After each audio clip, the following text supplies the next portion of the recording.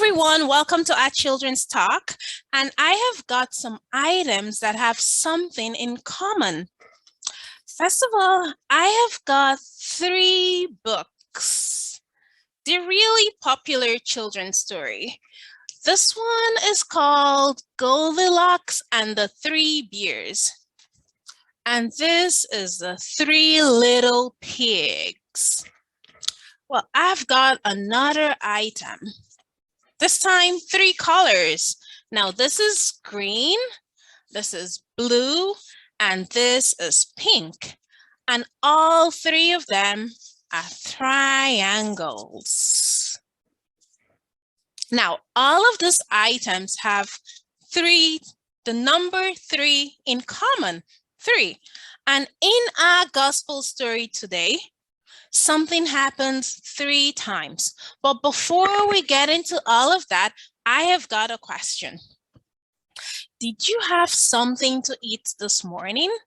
I want you to answer back to your screen. Okay. Did you eat something for breakfast this morning? Did you get an opportunity to have a meal this morning? Well, I have got another question. Who is your best friend? Who is it that you love playing with the most? Who is your favorite person to spend time with?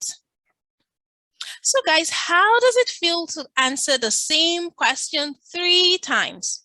Well, in our story today, somebody had to answer a question 3 times. So here is what happened. You know how in the past couple of weeks, we have been celebrating Easter, the resurrection of Jesus, and how Jesus had appeared to various people. Now, in our story today, Jesus appeared to his disciples for the 3rd time. They were fishing. You know how Jesus' disciples, or some of them were fishermen. So they were fishing one morning and they were having trouble catching any fish. And Jesus appeared and helped them. And they were able to catch a whole bunch of fishes, large fish.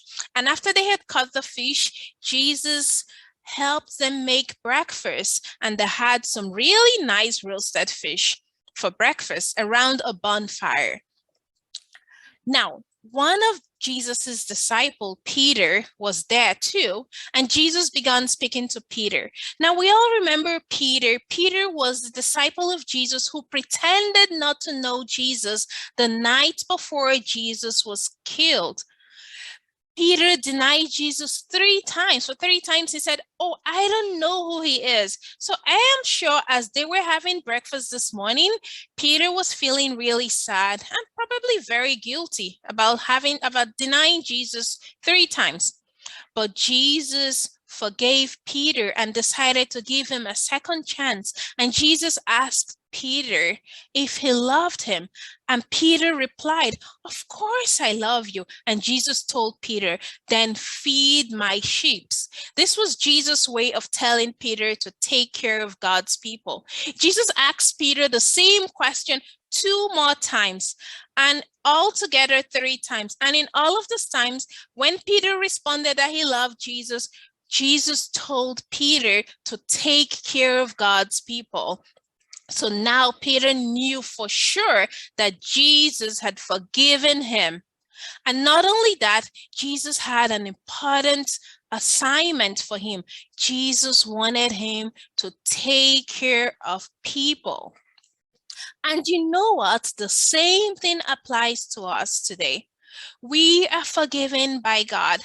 No matter what we do, nothing we can do can ever erase God's love for us.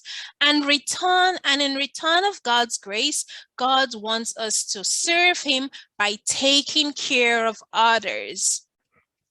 So, why don't we celebrate all of this week by looking for an opportunity to take care of others, to show God's love to others? This is our challenge this week. God bless you as we continue to celebrate the resurrection of Jesus Christ.